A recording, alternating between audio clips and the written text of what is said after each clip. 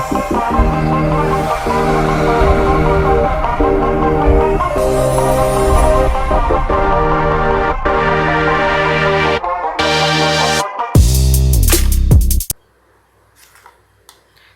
Friends, welcome to LM.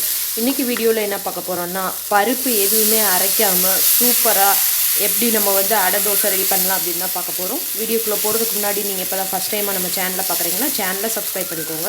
கூடவே பக்கத்தில் இருக்க பெல் ஐக்கானை கிளிக் பண்ணுங்கள். அப்போ தான் நான் இந்த மாதிரி நியூ வீடியோஸ் போட்டால் உங்களுக்கு நோட்டிஃபிகேஷனாக வரும். வாங்க நம்ம இப்போ வீடியோக்குள்ளே போயிடலாம். ஃபஸ்ட்டு ஒரு பவுலில் நான் 1 கப் அளவுக்கு கெட்டி வெள்ளை அவல் சேர்த்துக்கிறேன். அதே கப்பில் 3/4 கப் அளவுக்கு வறுக்காத ரவை சேர்த்துக்கலாம். இப்போ இந்த அவலை நல்லா வந்து ஒரு 2 தடவை தண்ணி விட்டு கழுவி எடுத்துக்கலாம். அவலை நல்லா கழுவி எடுத்துகிட்டு வந்தாச்சு.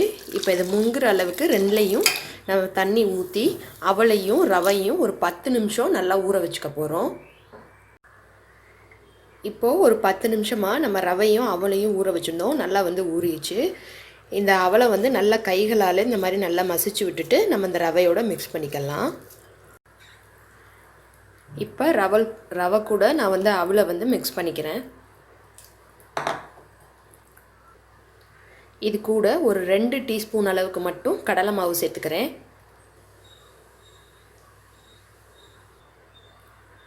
அடுத்ததாக தேவையான அளவுக்கு உப்பு சேர்த்துக்கலாம். கொஞ்சமாக மஞ்சள் தூள் சேர்த்துக்கலாம்.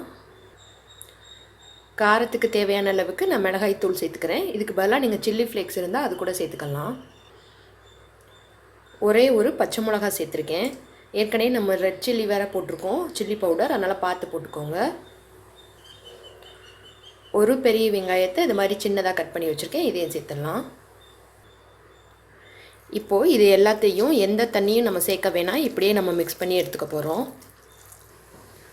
நல்லா கலந்து விட்டுட்டோம். கடைசியாக கொஞ்சமாக பொடியாக கட் பண்ண கருவேப்பிலை சேர்த்துக்கலாம். மாவோட கன்சிஸ்டன்சி வந்து நம்ம அடை மாவெல்லாம் ரெடி பண்ணுவோம்ல, அந்த மாதிரி இருக்கணும். ரொம்ப வந்து தண்ணியாக இருக்கக்கூடாது. இப்போது நமக்கு மாவு ரெடியாக இருக்குது. ஒரு கல்லை காய வச்சுட்டு கொஞ்சமாக எண்ணெய் தடவிருக்கேன். இதில் நம்ம அடை போடுவோம்ல, அதே மாதிரியே ஒரு 2 கரண்டி மாவு எடுத்துகிட்டு அடை மாதிரி கொஞ்சம் நல்லா மெத்துன்னு வர மாதிரி போட்டுக்கோங்க.